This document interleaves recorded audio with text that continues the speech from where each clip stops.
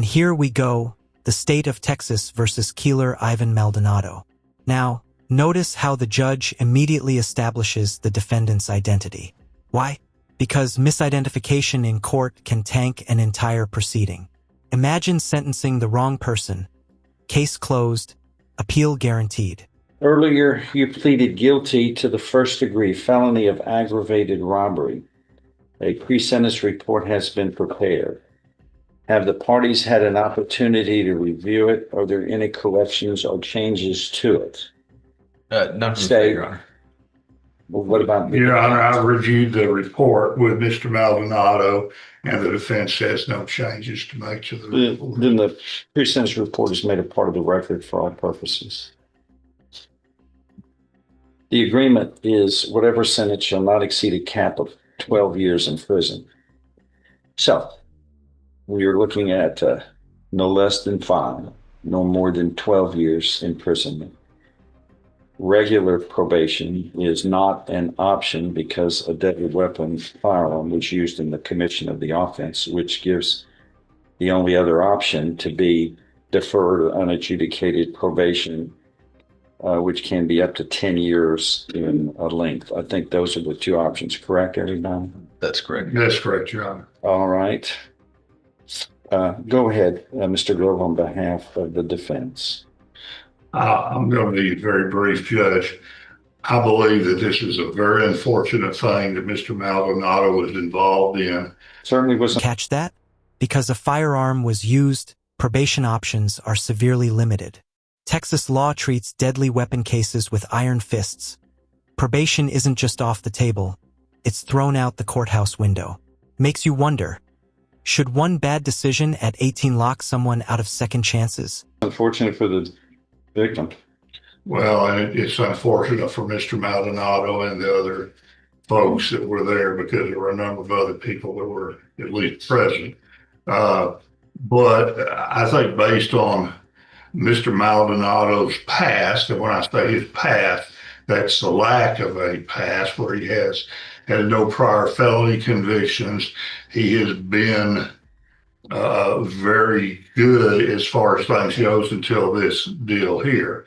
And this was not in any way justifiable, but I believe Mr. Maldonado realizes that this could have been the biggest mistake of his life and that he isn't going to let it happen again. He also dropped out of school before he got his high school diploma. And I believe he realizes how important that is. At the time when this occurred, he was employed for the city of Port Arthur. So he was working at the time, but this is just very regrettable. And I believe that he realizes that. And if the court were to grant him deferred adjudication, I believe that would be in the best interest of everyone involved, and I ask for the court to do that, grant him deferred adjudication. State, what do you want to say? Your Honor, obviously it's a very serious offense. However, it does appear from the facts and reading it that the defendant is not the one who actually pointed the weapon at the victim in this case. Obviously, we know that doesn't absolve him from that, but it does appear he doesn't have any other history. I don't think we would necessarily, in this case, be opposed to a deferred, but obviously, to the court's discretion, this did involve robbing a young man at a park that had pulled a gun out on him. And I believe after he told him, no, I'm not, going to give you my chain or whatever, they ended up leaving at that point after initially threatening him. And they were found shortly later in a parking lot, and there was a gun in that vehicle. I believe that's true. There was no restitution, Judge, although if there was, it certainly we would be willing to pay that, but I don't believe there was any loss. Y'all read the pre-sentence report and the probable cause affidavit? It's completely different from what you're telling me. He was the one that came out with the rifle. He's the one that pointed the gun at the chest of the person. The others were all were all juveniles. He was the only adult in the group. That's what's clear in the pre-sentence report. And that's what's clear in the probable cause affidavit. Maldonado approached Contreras, demanded him to give him 2 necklaces that were worn by Contreras. During the time, Maldonado pressed the muzzle of the rifle up to the victim's chest, but he still refused to give him his property. After that, several other subjects in the gang of thieves exited his vehicle and came up to the lone victim, who was helpless, and demanded and threatened him to give up the necklaces. He still refused. Boom. This is where the case turns. Up until now, the defense tried painting Maldonado as a passive bystander. But the report, it says he was the one pressing a rifle against the victim's chest. That's not just a detail. It flips the entire narrative. Suddenly, sympathy becomes skepticism. What would you believe, the smooth defense speech or the cold written report? Then the defendant and the others left. He was the only adult in the group. The other 4 juveniles are being processed as juveniles. Now, his version. I was with some other people. We stopped at a park. We saw this guy. We robbed him. They passed me the gun. I just went along with this, even though I didn't want to. So much for taking full responsibility. That doesn't help him. He can't even tell me the truth. He can't even tell the truth. At this stage, when he's got everything to lose by not telling the truth. All right. Yes, sir. I would point out that he did. 12 years in prison. You know, if I sentence you to 12 years in prison, you can't get out until 50% of it is served, at least. You'd have to be there for at least 6 years. Do you understand that? You want to tell me the truth about what happened now, or are you going to continue to lie? Sir, like I said. I'm sorry. Sir, I'm not lying, sir. Like I said, we went to the park. Who stuck the gun in his chest, sir? Who, me, sir? All right. It's not what everybody's saying here. You were the oldest in the group, weren't you? Yes, sir, I was.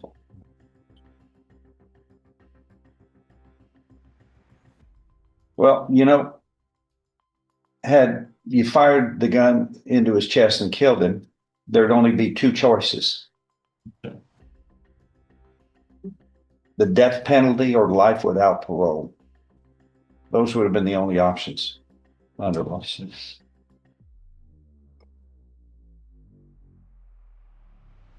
Really? You thought this was a wise idea? Why'd you pick on that guy? It wasn't, sir. Sir? Why'd you pick on? Was he just the most helpless? The judge doesn't sugarcoat it. If Maldonado had pulled the trigger, he'd be staring at either the death penalty or life without parole. Think about that, 1 extra ounce of pressure on that trigger, and we're not talking probation hearings. We're talking capital punishment. How thin is the line between a bad choice and a life-ending consequence? Person you could find? I'm sorry. The most vulnerable person? Yes, sir. What? I don't know. It just wasn't. Anything else? No, I'm still a little unclear about the state. What's the state asking for? Your Honor, them not having the history, obviously it's very serious, would defer to the court, although I don't know that we would be opposed to the deferred in this, where he'd be facing obviously the maximum range of punishment if he decides to screw up at any point in this.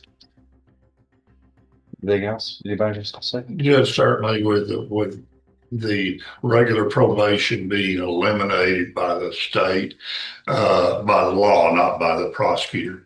If Mr. Maldonado does screw up, the court has a much wider range of things he do. I think this will be the last time the court will see Mr. Maldonado. I think his background, although he has not been perfect, and in this case, there's no doubt that this is not justified. Mm-hmm. I believe that for whatever reason, he decided to do this before he had any other criminal history. And he wants to make a success of his life, and will be able to do so. And if he doesn't, then he's looking at 20 years in prison that the court could sentence him to. How's that? It'd be 5 to 99 or life. How's that? Oh, I'm sorry. I'm sorry. Five or 99. The court could be looking at giving him 99. I apologize. I was thinking it was second degree, but it's not. It's a first degree. He could get up to life in prison if the court decides to go ahead and revoke his probation. Do you have any family here? My parents. Your parents? Yes, sir. And they've been all here at their present. And I apologize. Where did the guns come from? Where did the rifle come from? It wasn't mine, sir. I'm going to ask you one more time. That wasn't the answer to the question. Because the answers you've already given haven't been truthful up to now to the probation office or to us. Came from a friend, sir. Who? One of the people. What's the friend's name? They got a name? It's a friend. You know the name. I know all my friends' names. What's the friend's name? Don't look at him. Look at me. When you do that, that means you're trying to lie. Daniel. Daniel, I think. What's his last name? I'm not sure. No. How long have you known your friend? I met him for like 2 months, maybe. Where'd you meet him? Off of another friend. 2 months ago? Like 2 months I had met him. I don't understand what you're trying to say. No, 2 like, months ago? No, not 2 months ago. Like I had knew him for like 2 months. Oh, when this had happened? Yeah, like. When this event happened? Yes, sir. Where did you meet him? Where did I meet him? I asked you first. Off of another friend. Like I met that friend off of another friend. It makes sense. So how did this firearm thing come up? How did that? We was all together at first. Like we was just together, and then we had went to the park. Well, why were you selected to stick the rifle in the child's chest? Sure, sir. I wasn't there. You were there. You know what happened. Yes, sir. Think about it while you make up a story. Just, Okay. Anything else? No. All right.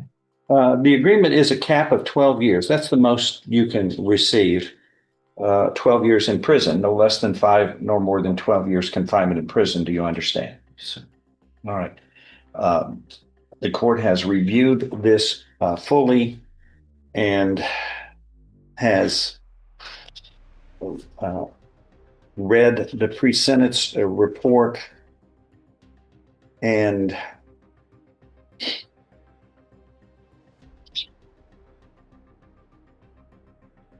have you ever used drugs before? Before, yes, sir. Mm-hmm. When? I How would old were say you? like around my 16 to 17. You were 17 when this happened, right? Yes. You were almost 18. Yes, sir. Is that right? Or yes, sir. Thanks. no, you had turned 18 by 1 month. Your date of birth is October 6th, Yes, right? Of 06? Yes, sir. Okay, this happened November 2nd, 24. So you would have just turned 18, right? Anything else? Nothing, State Your Honor. Here's what I'm going to do. The cap is 12 years. You don't want to be in there, do you? 6 years at least in prison. And you were in there by yourself. I mean, they got far more meaner people in the prison facility than you can ever imagine.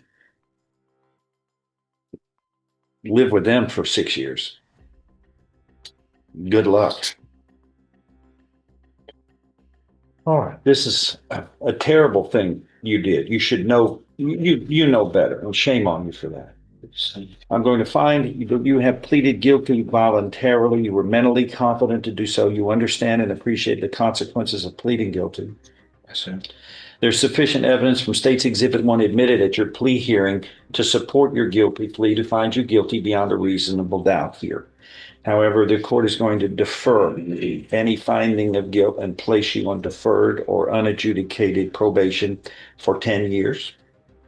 You better do well.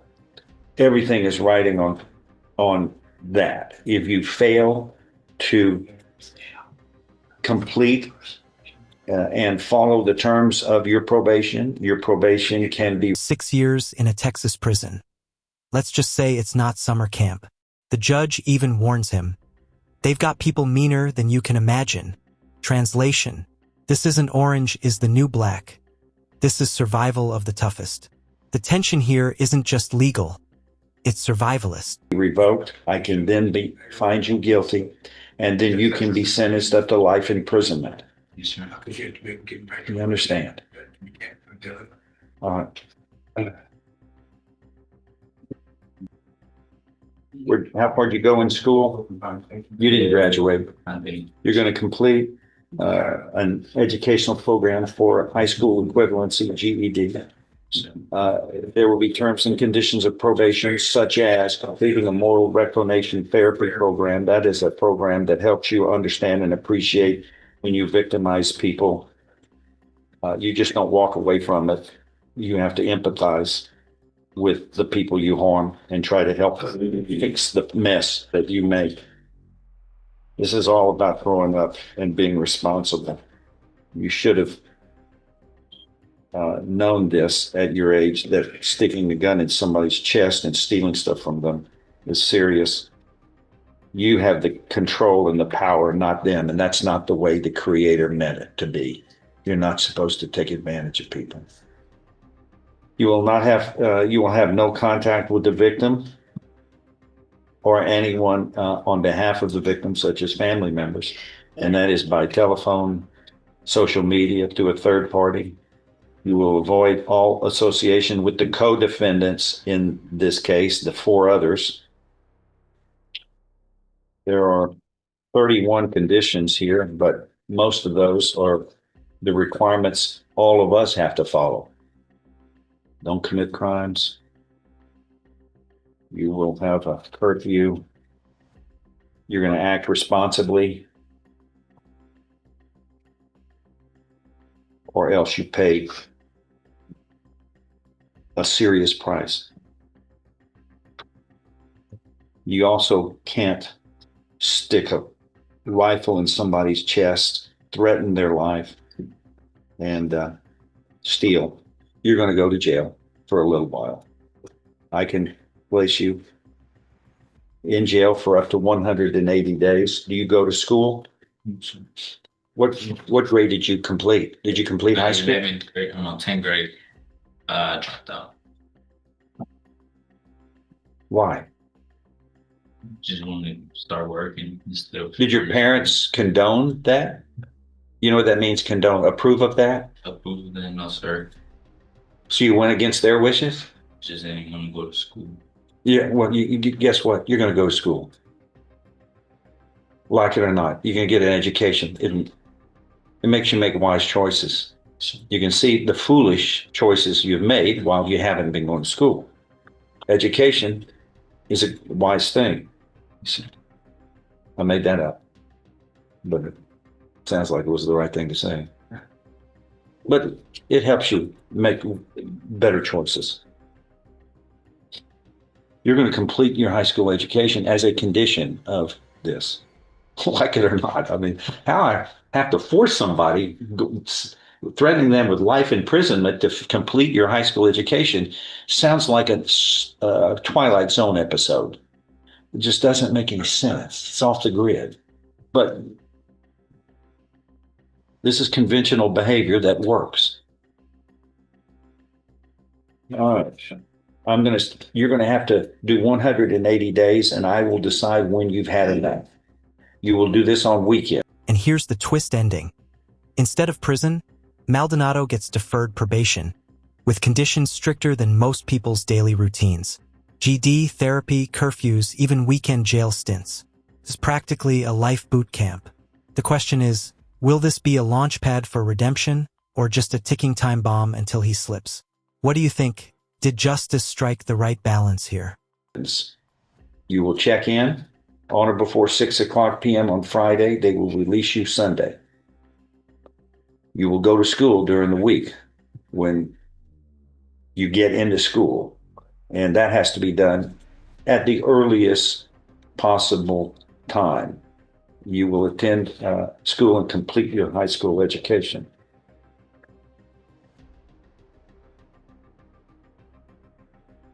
You will act responsibly. That's what all of these conditions are all about. Once again, if you fail, you're looking at life imprisonment. And all of those, every one of those conditions help you be a better person. Why you would work against that defies logic. But start acting, with intelligent thought, and school will help you, and also the probation office will help you. We have a 93% success rate, which is far higher than the national average. That's because we know what we're doing. We help people fix their problems, except for the 1 in 14 who don't. All right. Anything else to add? Did you have any questions for me from parties? None from the Please state. see the probation officer Starting weekends today or next week? next weekend. That begins next Friday. Don't get in any trouble in the jail. Yes, sir. I find out on Mondays when people file up who are on my watch. And that would be a term of probation violation. Okay, do you understand? Oh. Please see the probation officer. Thank you.